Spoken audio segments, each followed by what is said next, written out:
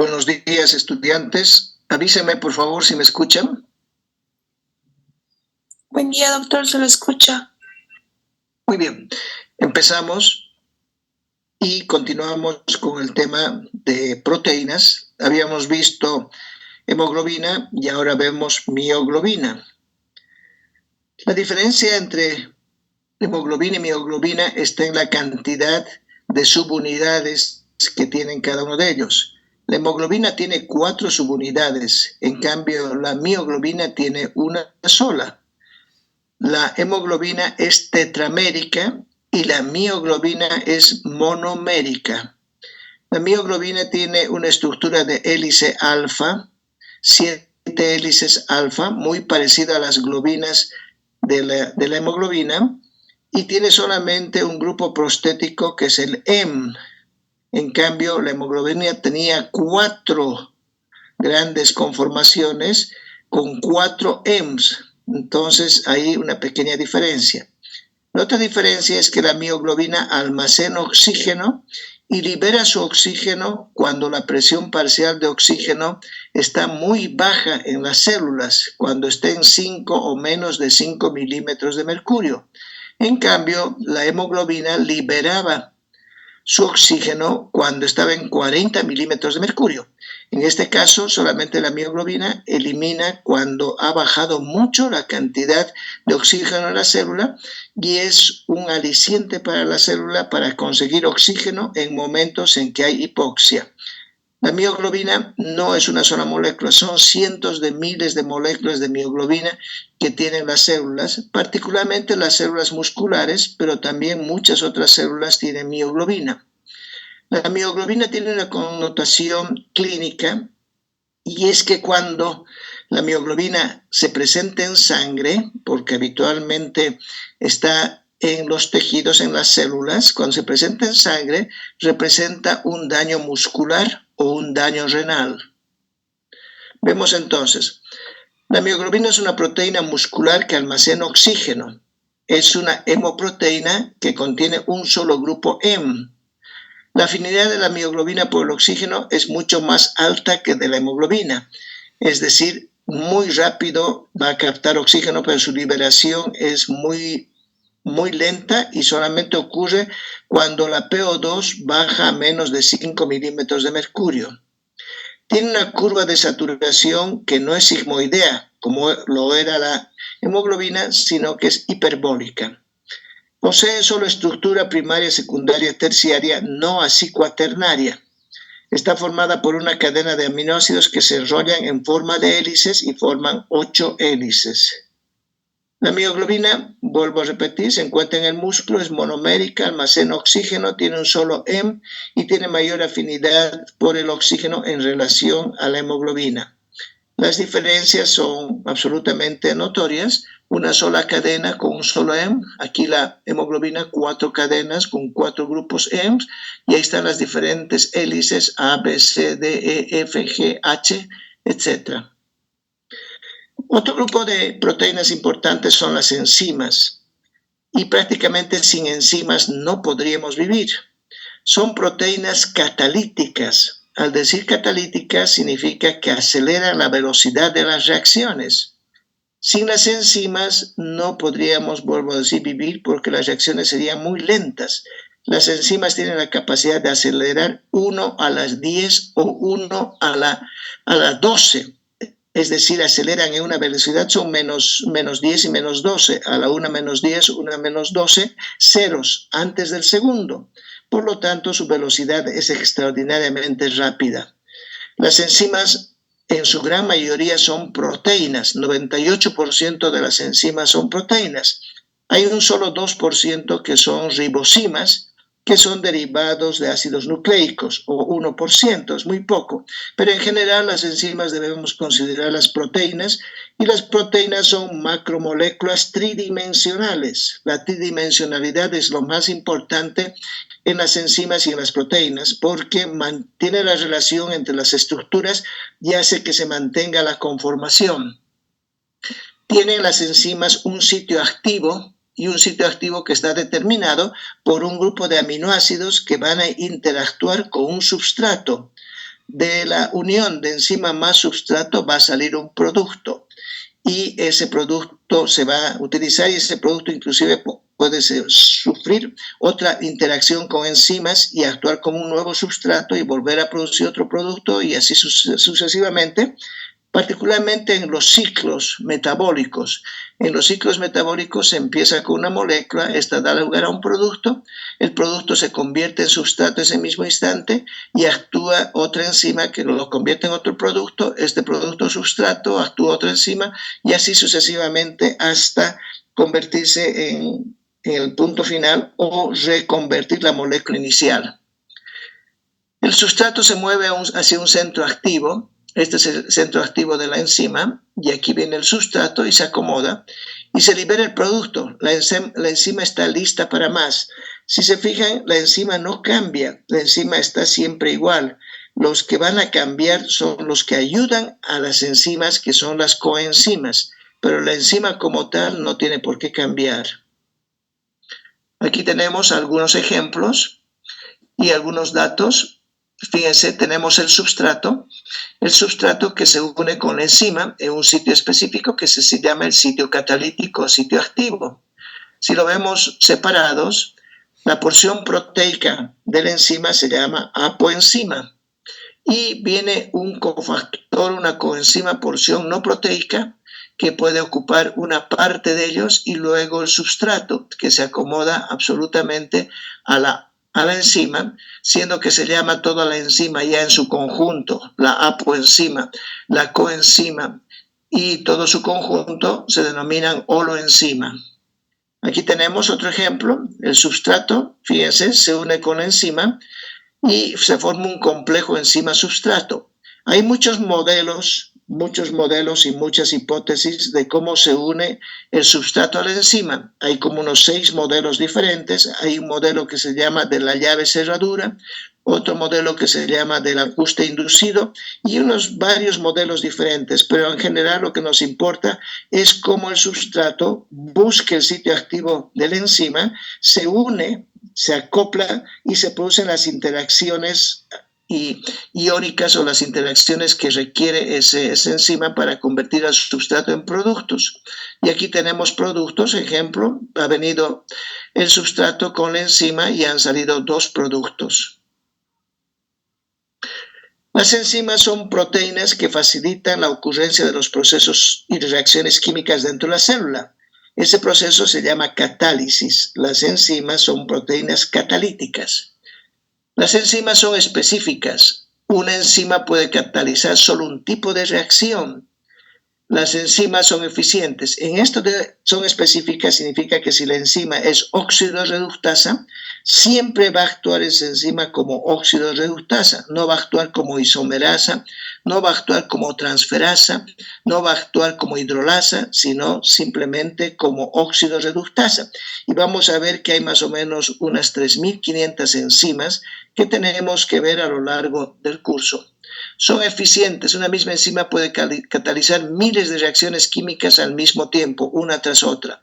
Su actividad depende de varios factores para que la enzima actúe al 100%, de la temperatura y del pH o la acidez del medio. Hay enzimas que requieren un pH muy ácido y otras un pH normal, y las enzimas como proteínas pueden tener comportamientos diferentes a pHs diferentes y pueden ser muy lentas en su catálisis. Las enzimas entonces actúan a una temperatura y un pH óptimos. Tal es el caso, por ejemplo, de las enzimas lisosómicas. Las enzimas de los lisosomas actúan a pH muy ácido, de 4.5 a 5.5. Si esas enzimas van a otro medio, llámese al citosol, el pH del citosol es 7.4, su actividad no es la misma, la velocidad de reacción disminuye, porque están influyendo el pH y la temperatura y quizás no lleguen a producir los productos que se requieren en el tiempo que se requieren. Entonces tiene una temperatura y un pH que responden a los valores de estas variables en las que las biomoléculas trabajan más rápido. Tenemos enzimas, mucha información sobre enzimas. Hay aspectos generales, hay clasificación, hay cinética enzimática que trata de explicar cómo actúa la enzima con el sustrato. Entre los aspectos generales, las propiedades de las enzimas, los modos de acción, modo de la llave cerradura, del ajuste inducido, la regulación de la actividad enzimática, la nomenclatura, la clasificación, cómo se clasifican en los 6 grupos de enzimas. Las 3.500 enzimas las agrupamos en 6 grupos. Muchas son oxidorreductasas, la mayoría son ellas oxidorreductasas. Otras son transferasas, hidrolasas, liasas, isomerasas, ligasas. Y su cinética enzimática se refiere a cómo actúan y cómo es la velocidad de la reacción, a qué se debe, que aumenta la velocidad, quiénes influyen, es más importante el substrato, más importante la enzima, etcétera, etcétera. Y eso se llama cinética enzimática. Y hay varios modelos de Michaelis-Menten, modelos del Km y la velocidad máxima, etcétera, etcétera. Bien. Las enzimas entonces son proteínas con actividad catalítica, 2% no son proteínas y esas se llaman ribosimas, por ejemplo RNasa o DNasa. Son también llamados catalizadores biológicos orgánicos, porque hay otros catalizadores que son inorgánicos. Tienen estructura primaria, secundaria y terciaria y algunas cuaternarias. Hay más de 3.000 enzimas diferentes o 3.500. El sufijo que los identifica es asa, o tienen nombre propio. Por ejemplo, la pepsina, que es una enzima del estómago, no se llama pepsinasa, simplemente se llama pepsina, pero la gran mayoría de las enzimas tienen la terminación asa. La renina es también una enzima, pero no lleva la terminación asa. Acelera la velocidad de las reacciones al disminuir la energía libre de activación. Es decir, actúan sobre un sustrato y lo que hacen es bajar su energía libre. Y cuando bajan su energía libre, que está dada por el calor y por muchos factores, inmediatamente se acelera la velocidad y se transforma el sustrato en un producto. Las enzimas, al ser proteínas, están determinadas genéticamente. Son las proteínas polímeros de aminoácidos. Y vuelvo a decir, hay aminoácidos que se reúnen en un dominio y van a formar el sitio catalítico. Pueden ser las enzimas inducidas o inhibidas. Tenemos compuestos químicos, fármacos en particular, que inducen la producción de una enzima u otros que inhiben a la enzima. Tienen una vida media cada una independiente. Es imposible decir esta enzima vive 150 horas de vida media, esta otra tiene 70 horas, esta tiene 1 minuto de vida media. Es imposible. En algunos casos sí vamos a mencionar vidas medias de las enzimas. Se clasifican en 6 grupos por el mecanismo de acción que hemos indicado. Las enzimas incrementan la velocidad de reacción en un tiempo determinado. Aquí vemos en la gráfica cómo es la reacción bioquímica.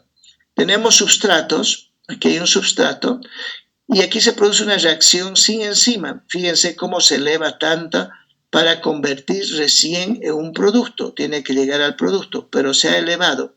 Con enzima, esta curva tan grande es mucho más pequeñita. Significa que ha disminuido la enzima la energía de activación. Esta energía de activación sin enzima es muy alta.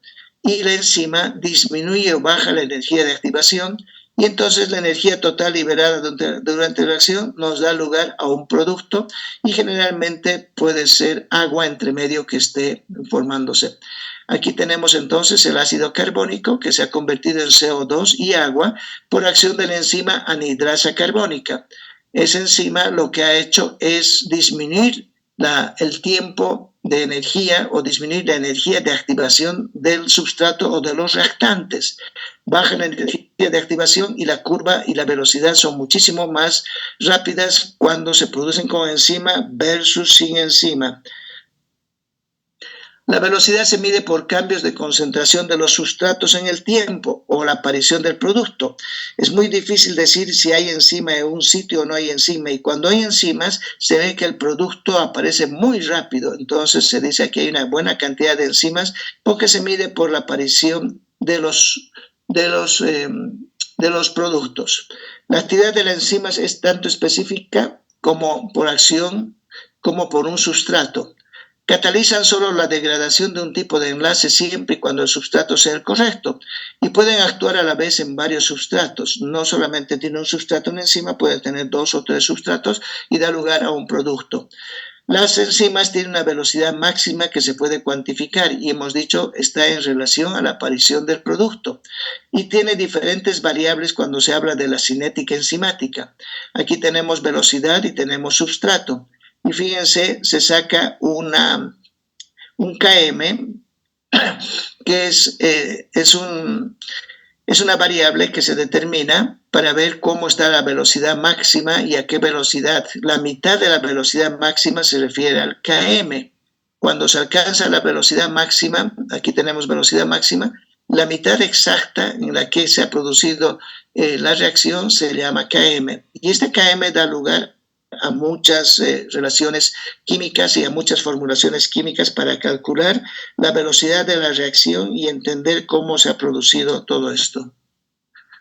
Tenemos una representación de una enzima con la presencia de sustrato que está por debajo del km a una concentración igual al km.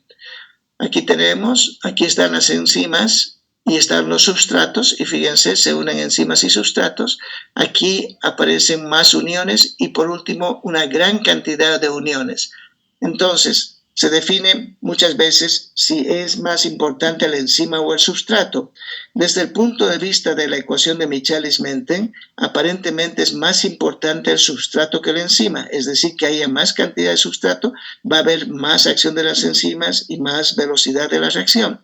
Sin embargo, en la práctica clínica y en la práctica rutinaria, se ve que la enzima es mejor que esté en más cantidad que el substrato porque va a dar lugar a que aparezca más rápido el producto, más enzima, más substrato. Sin embargo, esas son teorías que muy difíciles de comprenderlas.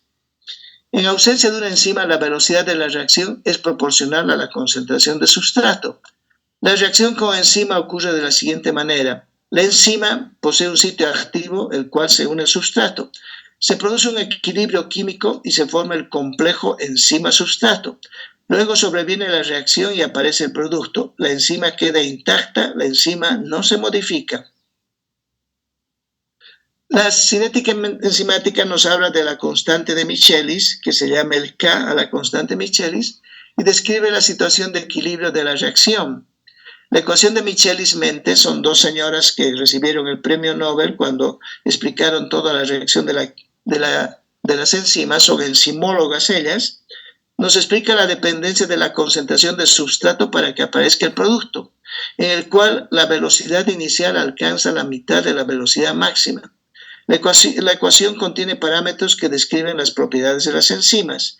Vuelvo a decir, lo que importa es la velocidad de la reacción, a qué punto se produce la máxima velocidad, la concentración del sustrato y se establecen diferentes fórmulas para decir cómo ha ocurrido y en qué tiempo y explicar la cinética enzimática o el movimiento de la enzima con el sustrato.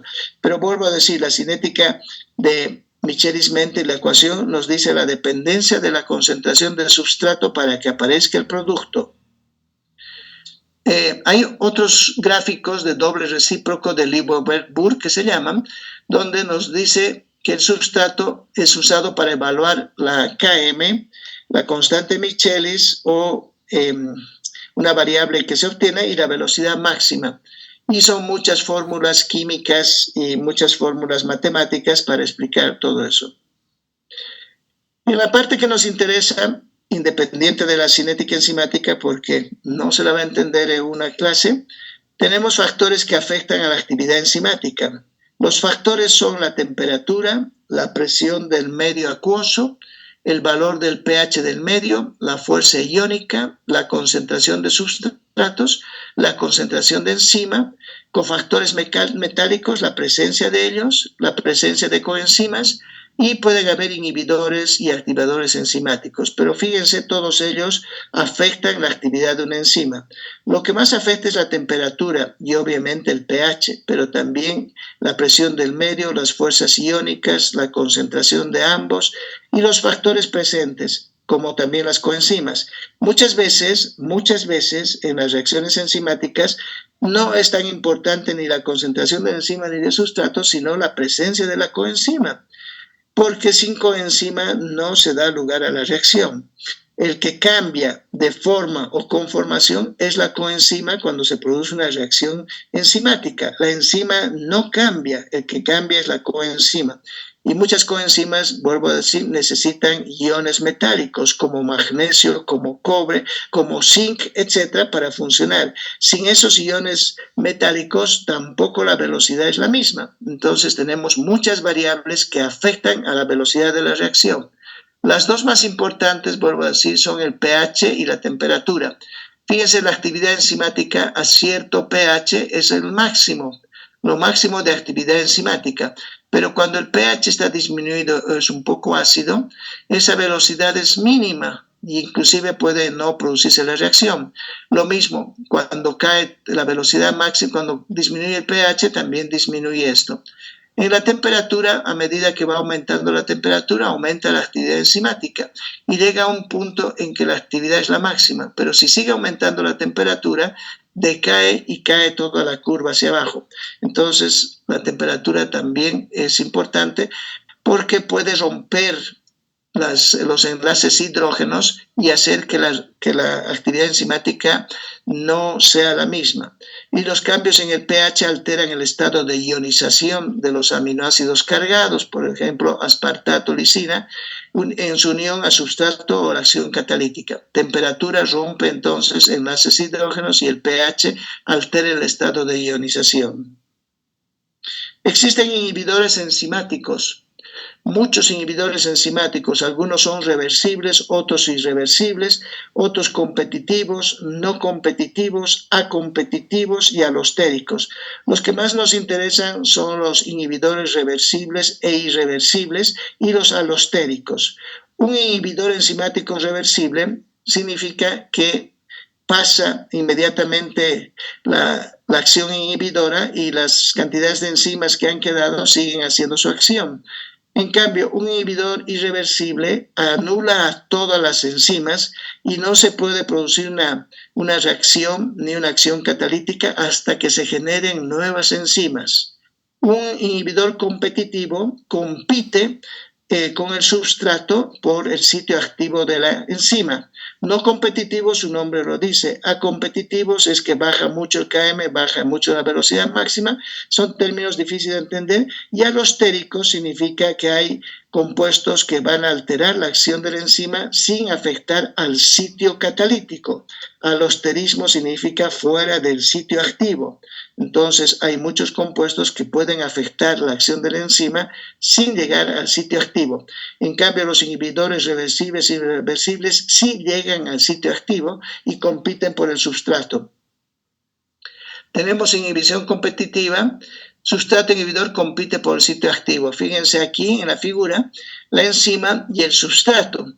El substrato está uniéndose a la enzima. Viene un inhibidor competitivo y bloquea ese sitio activo de la enzima e impide que el substrato pueda ingresar y pueda tener las reacciones para producir un producto. Entonces, el inhibidor compite por el sitio activo con el substrato. El inhibidor no logra unirse a veces al sitio activo y forma la disociación enzima-inhibidor y no enzima-substrato que nos interesa para que se forme el producto verdadero. Se unen a la enzima por medio de enlaces covalentes los inhibidores irreversibles.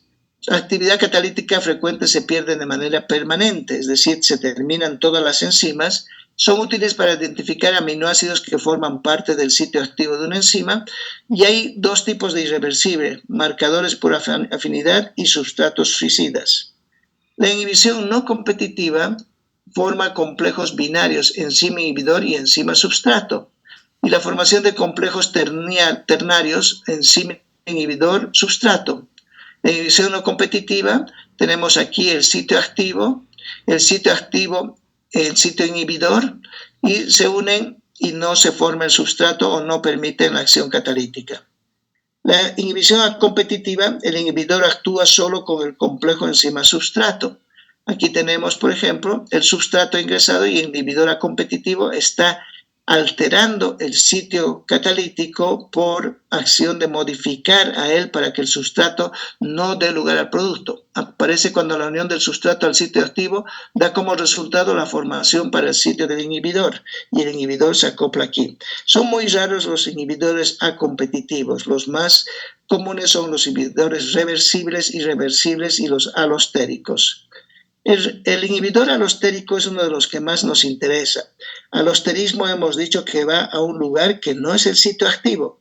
Aquí tenemos la enzima y que el sustrato se acerca y se produce la unión enzima-sustrato.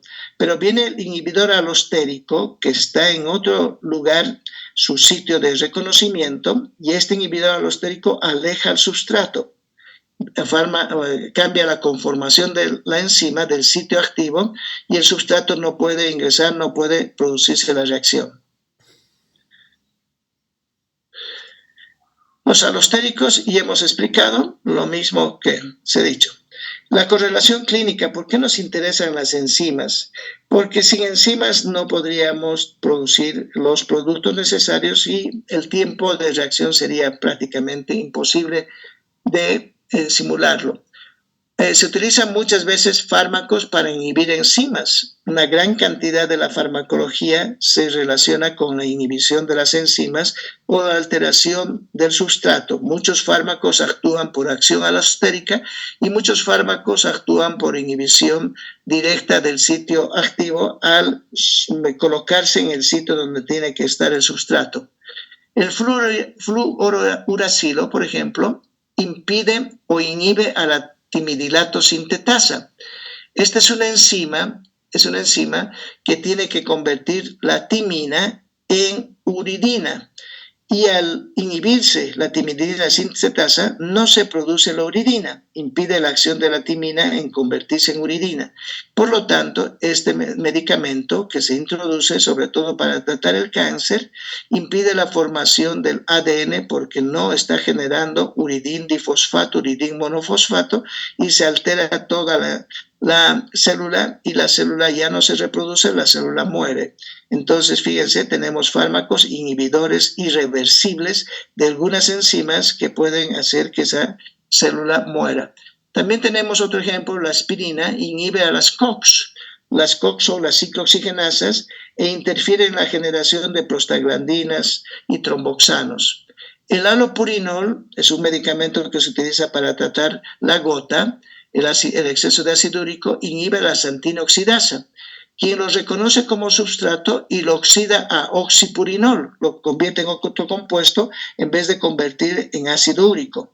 La xantina oxidasa actuaba sobre un sustrato que se llama hipoxantina o actúa sobre la hipoxantina y por acción de una oxidación con oxígeno convierte a la hipoxantina en ácido úrico. En cambio, si le damos alopurinol, inhibe la xantina oxidasa y en vez de ácido úrico se produce oxipurinol.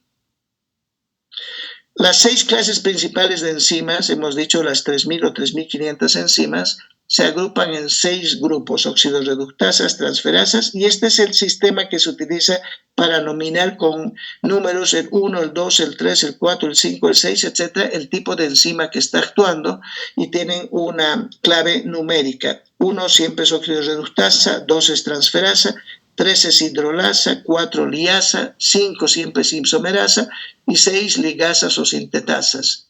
Las oxidorreductasas utilizan oxígeno e hidrógeno, de eso se caracterizan, pueden catalizar y mover por una acción redox al oxígeno y a los hidrógenos, y necesitan siempre coenzimas. Las coenzimas que utilizan son el NAD y el FAT. Estas coenzimas, ya sea NAD o NAD fosfato, son las que van a cambiar de conformación, van a captar los hidrógenos o van a llevar los hidrógenos. Hay varios tipos de oxidorreductasas, no hay un solo tipo. Las más comunes son las deshidrogenasas, enzimas que retiran hidrógenos, oxidasas que incorporan oxígeno, reductasas que incorporan hidrógenos, peroxidasas que deshacen peróxidos, etc., catalasas, oxigenasas, hidroxilasas. Entonces tenemos una gran cantidad de enzimas oxidorreductasas y quizás en los ciclos metabólicos que vamos a ver, particularmente los carbohidratos, las más importantes son las deshidrogenasas, cualquiera de ellas que pueda estar acá. Hay un tipo de enzimas llamadas carbohidrasas, proteasas, otras se llaman fitasas, esterasas, etcétera, según con qué sustrato actúen. Por ejemplo, si el sustrato es el almidón, la enzima se va a llamar amilasa. Si el sustrato es la pectina, pectinasa, etcétera, etcétera. Hay enzimas que nos utilizan, que sirven para el diagnóstico, y esta es la parte más importante de este tema. ¿Cuáles son las enzimas útiles para hacer diagnóstico?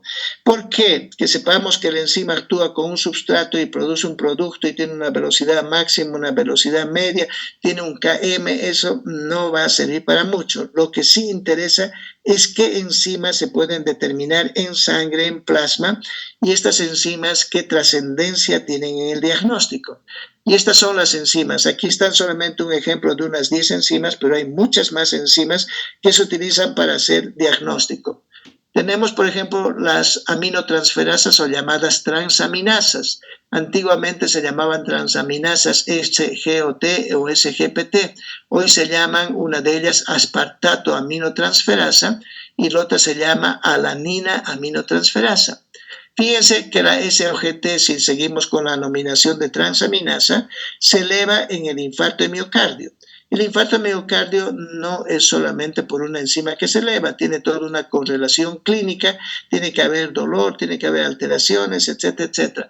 Pero si esta enzima está elevada, ya nos ayuda a pensar que podría ser un infarto de miocardio, o cuando está aumentada la SGPT de una hepatitis viral o un daño hepático. Cuando las dos están aumentadas, habitualmente nos dice daño hepático. Estas transaminasas lo que más nos recuerdan es a daño hepático. Cuando solamente una de ellas está muy elevada y la otra está en rango normal, es porque puede haber un infarto de miocardio. La amilasa es una enzima que nos revela pancreatitis aguda. De esta no hay duda. Empieza a elevarse la amilasa, pasa a los niveles normales, el paciente tiene dolor, tiene el dolor localizado en el abdomen, tipo cinturón, y seguro que es una pancreatitis aguda, que la comprobamos por otros medios más. La ceruloplasmina nos indica que hay una degeneración hepatolenticular, la enfermedad de Wilson, particularmente cuando está muy baja la ceruloplasmina. La creatina sinasa nos dice trastornos musculares o infarto de miocardio. Esta creatina sinasa en el infarto se eleva después de 6 horas de que ha ocurrido el infarto. El infarto es una oclusión de la arteria coronaria que deja de mandar oxígeno y nutrientes a un sector del músculo y el músculo empieza a morir porque no tiene oxígeno. Esta creatina sinasa es buena, pero vuelvo a decir, se eleva recién a las 6 horas después de que ha ocurrido un infarto de miocardio. También se eleva en situaciones musculares, trastornos musculares y no solamente en problemas del corazón. La gamma-glutamiltransferasa es una enzima que nos interesa mucho porque nos muestra que está elevada en diferentes enfermedades hepáticas. La isoenzima 5 de la lactato deshidrogenasa nos muestra enfermedades hepáticas. La lactato deshidrogenasa actuaba como un marcador biológico del citosol y aquí nos dice hay enfermedad hepática. La lipasa también nos indica pancreatitis aguda. La fosfatasa ácida nos muestra cuando está elevada que puede haber un carcinoma metastásico de la próstata. Y la fosfatasa alcalina con sus diferentes isocimas nos dice diferentes trastornos óseos, enfermedades hepáticas obstructivas, etc.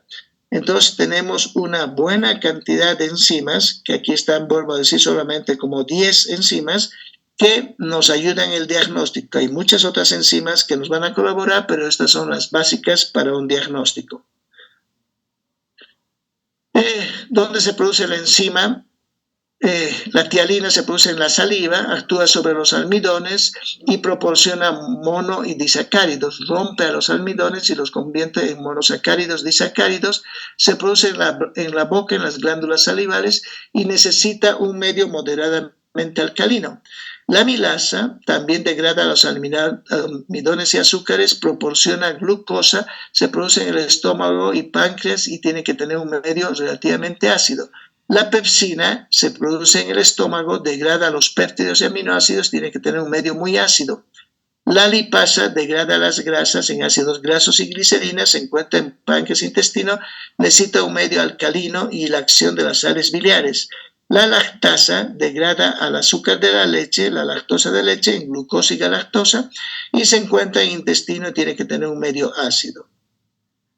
Así, diferentes enzimas van a actuar, como estamos diciendo, en diferentes sitios. Ahora, hay varios conceptos relacionados con las enzimas. Si nosotros tenemos aquí una enzima en su totalidad, la vamos a llamar holoenzima, y a la parte proteica la llamamos apoenzima.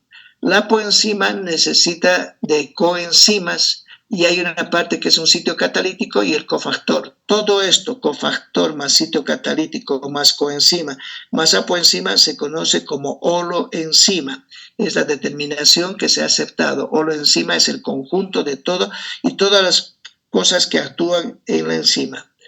Hay entonces el concepto de holoenzima, que es el todo. Las isoenzimas son enzimas que actúan sobre un mismo sustrato, pero estructuralmente son diferentes, no son idénticas, pero van a actuar sobre el mismo sustrato y van a producir el mismo producto. La apoenzima es la parte proteica de la enzima. La coenzima es un cofactor prostético que va a ayudar a la reacción. Otros grupos prostéticos pueden ser también diferentes compuestos y cofactores metálicos para que se produzca la reacción. Entonces, las coenzimas se clasifican de diferentes maneras. Hemos dicho que las coenzimas, hay transferidoras de redox, transfieren electrones, transfieren grupos que no son redoxes, son las transferasas. Hay coenzimas solubles que se unen a la enzima como sustrato, experimentan transformación química. Las coenzimas solubles son liberados nuevamente en una forma para una segunda reacción independiente. Los grupos prostéticos, grupos que no se separan de la enzima durante la reacción. Aquí tenemos los cofactores orgánicos y los cofactores inorgánicos, que son los metales. Entre los orgánicos tenemos a las coenzimas, moléculas que generalmente derivan de las vitaminas, y a los grupos prostéticos que actúan como coenzima unida covalentemente. Las coenzimas redox, habíamos dicho, las óxidos reductasas son las más importantes, y las óxidos reductasas, las enzimas óxidos reductasas necesitan de coenzimas, y las coenzimas que van a experimentar transformación son el NAD fosfato, el flavin mononucleótido, flavin adenín dinucleótido, ubiquinona, coenzima Q, ácido ascórbico, lipoamida, centro hierro azufre, y el hemo, son coenzimas redox. Todo esto se lo va a ver en la práctica con mucho detalle, así que no se asusten tanto porque pareciera que esto no es comprensible, pero se lo va a ver con mucho detalle. Tenemos, por último, la intoxicación por monóxido de carbono. El monóxido de carbono es letal. El monóxido de carbono que se produce por las estufas, por la leña en un ambiente cerrado donde no hay mucho oxígeno, por los carburantes que se empiezan a combustionar, puede ser mortal. Una persona que permanece más de una hora en un ambiente lleno de monóxido de carbono puede fallecer. Entonces tenemos acá que el monóxido de carbono es un gas incoloro, inodoro, irritante de la vía aérea. Sus fuentes son combustión incompleta, llama o calor, pero que se queman mal o poca ventilación. Pueden estar también los calentadores de agua, ya sea utilizados por butano, con gases naturales, butano, propano, las chimeneas, las barbacoas, las hornillas, los braseros, estufas, carbón, leña, gases del escape de automóviles, humos de incendio, etcétera, etcétera. Hay muchos lugares donde se produce, muchas circunstancias donde se produce monóxido de carbono, y puede hacer que hay inclusive en gases industriales por combustión y por producción de cloruro de metilo junto con el monóxido de carbono. El monóxido de carbono interfiere con el suministro de oxígeno a los tejidos, es decir,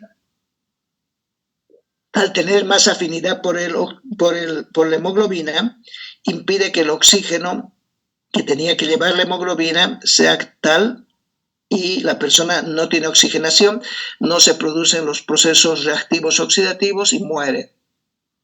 Resulta de la fuerte unión de monóxido al hierro del Hem. altera el suministro de oxígeno a los tejidos para la transferencia de electrones, particularmente a la cadena respiratoria. Afecta mucho a la citocromo oxidasa. La afinidad de monóxido por la hemoglobina es 30 veces mayor que la del oxígeno. Es decir, en un ambiente donde hay monóxido, el monóxido va a ocupar el lugar que ocupaba el oxígeno muy rápido. Entonces tenemos cómo ocurre. El monóxido de carbono es un gas y no tiene color, no tiene olor, no tiene sabor. La intoxicación de monóxido se debe al gas consumido con menos eficacia, temperaturas y en ambientes muy cerrados, y las causas van a ser mal funcionamiento, utilización de hornillas en un ambiente cerrado, etcétera, etcétera. Los síntomas que siente un paciente con intoxicación por monóxido de carbono son dolor de cabeza, náuseas, vómitos, parestesias, llega a tener infarto, insomnio y desmayo. Si no se quita al paciente del ambiente donde hay monóxido de carbono y se le coloca oxígeno o se lo lleva a otro lado donde está oxigenado, el paciente muere. Entonces tenemos aquí cómo el monóxido de carbono mata. El primer síntoma que siente el paciente, si es que va a ser rescatado, es dolor de cabeza, mucha cefalea, luego tiene náuseas, vómitos, falta de aire, palpitaciones, desmayo, mareos y al final coma y muerte. ¿Qué hacer si se ve a un paciente que está en una de estas fases? Abrir inmediatamente las puertas, ventanas, ventilar la habitación, salir del ambiente contaminado y llegar a un hospital más cercano. ¿Cómo prevenir la intoxicación por monóxido? Hacer que haya revisiones de las instalaciones de gas, calefones, estufas, etcétera, cada cierto tiempo en los hogares que utilizan ellos.